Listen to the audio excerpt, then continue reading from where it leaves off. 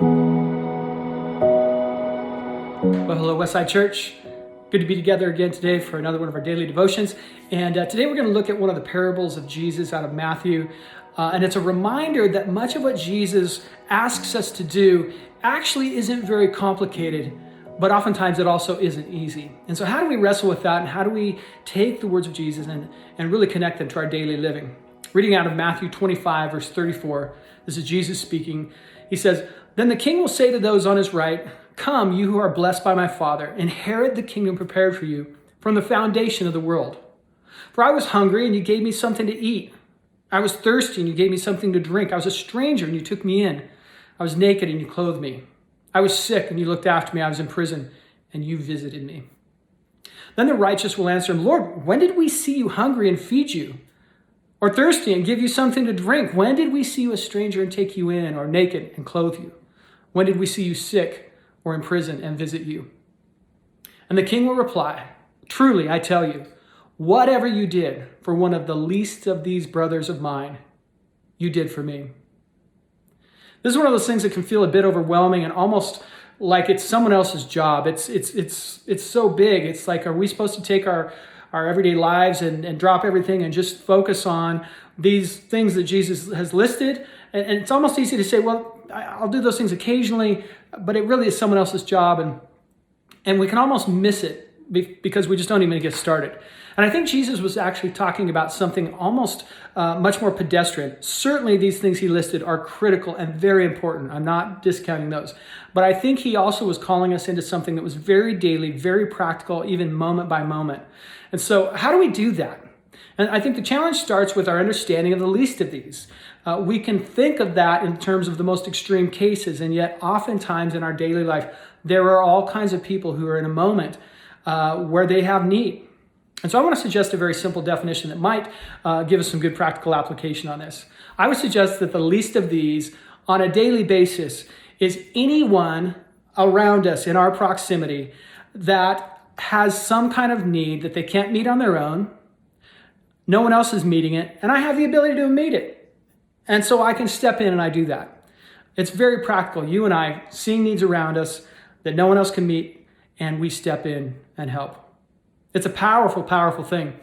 And I think sometimes it's something that we can overcomplicate. We can also find it hard to do because I think our own human nature, our own good and bad up and down days can get in the way. Our emotions, if I'm having a bad day, maybe I'm going through just a time of a lot of anxiety, stress, or frustration, or anger, whatever it may be. It's very hard to step from that into then helping someone else around us. And so how do we do that? I think the answer lies really with our ability to consistently come back to the power of the Holy Spirit inside of us to do something that's very tough for us to do otherwise on our own. It's leaning on Him to bring out His fruit, His love, joy, peace, patience, kindness, especially in the midst of our less than stellar moments, our tougher times, to say, Holy Spirit, help me change. Would you fill me with your grace, your power to live out the way you want me to? And in those moments, it gives us the ability to become more and more consistent.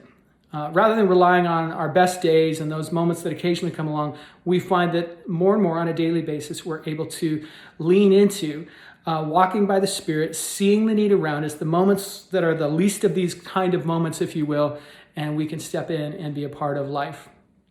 I love Jeremiah chapter 29, verse 7, where it's God speaking to his people who've been carried to Babylon in exile as basically prisoners. And you would think he would say something different than he does, but what he tells them to do to this city and to their enemies is really interesting. Verse 7, he says, "Seek the peace and prosperity of the city. Seek the peace and the prosperity of the city to which I've carried you into exile. Pray to the Lord for it, because if it prospers, you too will prosper." And this phrase, peace and prosperity, comes from the original Hebrew word that was written there. The word shalom, most of us have heard that word. We don't always know what it means. But it talks about this idea of bringing completeness, soundness, welfare and peace, safety, health, quiet, tranquility, contentment, friendship to the setting that you're in, bringing the shalom of God to your space, your proximity, to the city that you're in. And while that's not complicated, that's not always easy. And so I think that's the challenge for us this week, is looking for moments where in our proximity, where it's a big thing or a simple thing, where we can bring the shalom, life and love of Jesus to someone who may be the least of these, so to speak. Can we do that? And can we learn to do it more consistently? And I think that's a huge win, because it brings life to people, it brings honor to God, and that's a win all the way around. I hope that encourages you today, and I would challenge you, as I'm challenging myself, to look for those everyday moments, big things and small things, small enough things that Jesus might even say, hey, you did this, and we go, what? When did I do that? And you say, oh, when you did this. Let's see what God does. Have a great day. God bless you, and we'll see you soon.